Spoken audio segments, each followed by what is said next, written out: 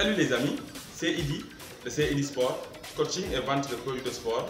Et aujourd'hui, on va parler des fentes avec poids du corps pour les débutants. Si vous êtes nouveau sur la chaîne, abonnez-vous et activez la cloche de notification pour ne rien rater de nos futures vidéos.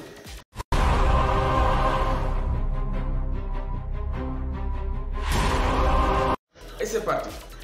Les fentes sont des exercices qui, à l'image des squats, travaillent les ischio-jambiers, les fessiers, les quadriceps et plus précisément les vastes latérales et médiales et un tout petit peu la droite de la cuisse. Et dans ce tutoriel, nous allons vous présenter 3 manières différentes de faire les fentes suivant votre niveau.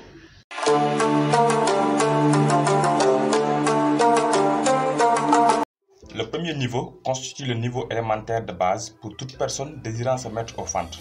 Il est facile à faire et s'adapte facilement aux personnes âgées. Pour l'exécution, vous vous mettez debout, le corps bien droit, la tête sur le prolongement de l'axe de votre colonne vertébrale et les jambes avec un écart naturel égal à la largeur de votre bassin. Des jambes trop serrées vous donneront des problèmes d'équilibre et par conséquent des pertes inutiles d'énergie ou des blessures. Et des jambes avec écart supérieur au bassin va mettre beaucoup de tension sur vos adducteurs, ce qui va diminuer l'efficacité du mouvement sur les muscles qui doivent travailler. Donc vous gardez vos jambes écartées sur la largeur de votre bassin et vous devez l'avoir tout au long de l'exercice, c'est-à-dire du début jusqu'à la fin de la répétition et même lorsque vous changez de pied. Puis vous vous mettez au sol en essayant de garder au maximum le dos droit. Vous faites reculer un de vos jambes en ayant le pied avant entre vos deux bras. Ensuite, vous redressez votre buste jusqu'à ce que votre corps soit bien droit et le pied avant formant un angle de 90 degrés entre le tibia et le fémur. Pour le pied arrière, votre genou est fléchi et mis au sol et vous vous appuyez sur vos orteils. Une fois que vous sentez que vous êtes en équilibre, vous poussez avec vos orteils pour décoller du sol. Et en fin de décollage, votre talon arrière ne doit jamais toucher le sol. Pour revenir à la position initiale, vous inspirez un coup, contractez vos abdominaux, fléchissez votre genou arrière jusqu'à ce que ça soit le plus proche du sol sans pour autant le toucher. Le genou avant ne doit jamais dépasser les orteils. Sinon, vous risquez de mettre beaucoup de tension sur vos tendons, ce qui peut provoquer une tendinite. Nous sommes dans une exécution statique, donc on reste sur une seule jambe jusqu'à atteindre le nombre de répétitions demandées, puis on change de jambe.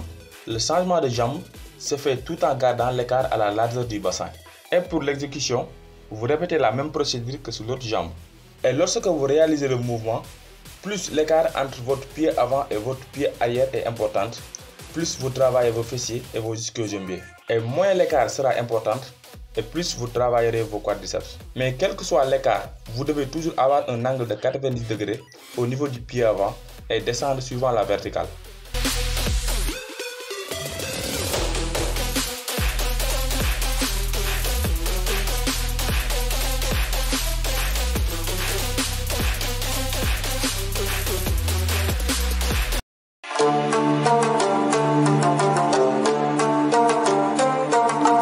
Pour le deuxième niveau, on débute comme avec le premier. Vous vous mettez debout, le corps bien droit, la tête sur le prolongement de l'axe de votre colonne vertébrale et les jambes avec un écart naturel égal à la largeur de votre bassin. Puis faites un grand pas, fléchissez votre jambe arrière. À part l'alternance des jambes, c'est la même exécution qu'avec le premier niveau.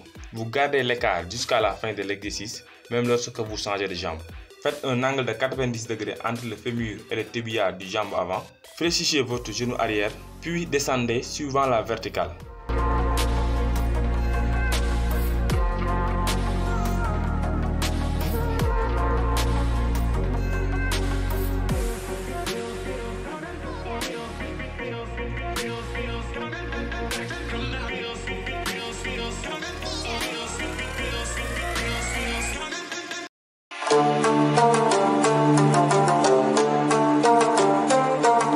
Le troisième niveau est réservé aux sprinteurs et s'apparente à quelques exceptions près au deuxième. Il renforce en plus des fessiers, des ischio-jambiers et des quadriceps vos abdominaux. Pour l'exécution, vous levez la jambe puis la tendez comme si vous essayez d'atteindre quelque chose avec vos orteils.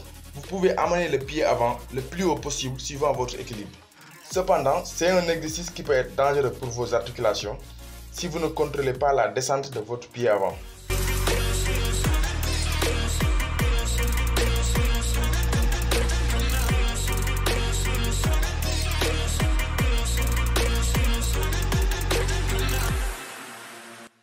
C'est la fin de ce tutoriel et je vous donne rendez-vous le week-end prochain sur un autre tutoriel de fente à la barre pour les confirmer.